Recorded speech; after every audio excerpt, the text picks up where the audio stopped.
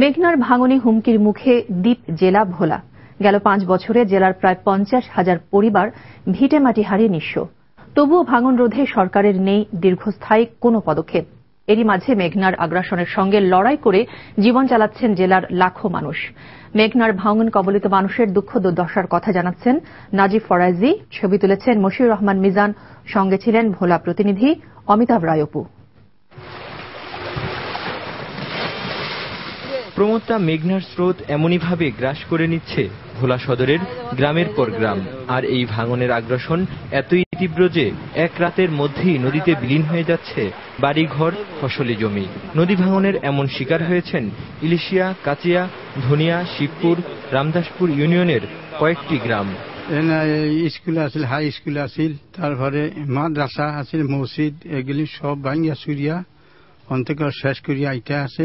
সব ভাঙ্গিয়া শেষ, ও এমনি ভিতরে মিল যাইতে গিয়ে আছে, সব ভাঙ্গিয়া আজ 2 দিন আরো যে এই ভাঙ্গা ভাঙতে আছে। এই ভাঙনের শিকার মানুষগুলো কতটা কষ্টে আছেন তার উদাহরণ বাসেদ মিয়া। ৮০ বছরের এই জীবনে একবার দুবার নয়, 4 বার নদী ভাঙনের শিকার হয়ে এখন নিঃস্ব। টাইল ভাঙ্গায় নদী রয়ে গেছে, আমি অভাবে পরনে আমনের ফলাইন যাদার পথ দেখে চলে গেছে। 5 জনের 2 চাইয়া খাই। বাসেদ মিয়ার মতো নদী ভাঙনের শিকার কয়েক হাজার মানুষ জীবনের সব সম্পদ হারিয়ে মানবেতর জীবনযাপন করছেন। 3 ভাঙ্গার মধ্যে পড়ছি, এখন আমার খালি রুডা আছে, আর কিছু নাই। আগুনে নিলে ভিটি থেকে যায়, নদীতে নিলে কিছু থাকে না।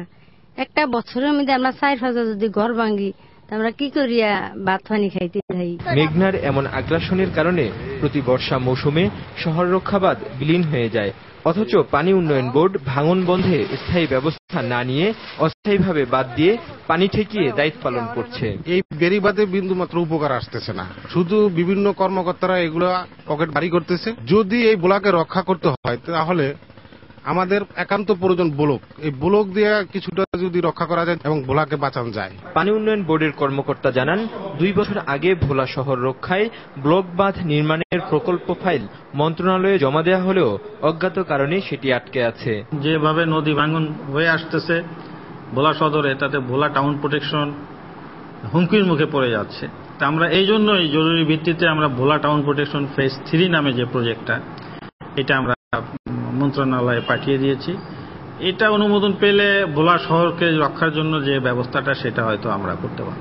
তবে স্থানীয় সংসদ সদস্য রাজনৈতিক রোষানলের শিকার হচ্ছে ভোলার সাধারণ মানুষ।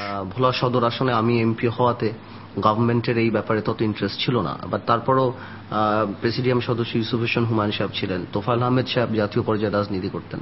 তো আমরা আশা করেছিলাম ভোলাতেই বরাদ্দটা আসবে এবং নদী ভাঙনটা ঠিক হবে। আমরা জনপ্রতিনিধি হিসেবে যখন এলাকাতে যাই, সত্যি কথা বলতে আমরা কিছু বলতে পারি না, যে আসলেই মাঝে মাঝে মনে হয় যে বিরোধী দল করাতে যদি এলাকার কাজ নাই করতে পারি, তাহলে মনে হয় রিজাইন করে দেওয়া উচিত। আমার এমপি থাকার চেয়ে বেশি আমার ভোলার নদী ভাঙনটা অনেক বেশি ইম্পর্টেন্ট। মেঘনার তীব্র ভাঙনে গত 10 বছরে ভোলার ধনিয়া ও কাচিয়া ইউনিয়নের 10 কিলোমিটার নদীগর্ভে বিলীন হয়ে গেছে।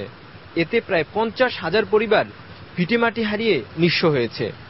স্থানীয়রা বলছেন, এভাবে ভাঙতে থাকলে অচিরেই ভোলা শহরও নদীগর্ভে বিলীন হয়ে যাবে। তাই ভোলাকে রক্ষায় সরকারকে দ্রুত পদক্ষেপ নেয়ার জোর দাবি জানিয়েছেন এখানকার সর্বস্তরের মানুষ।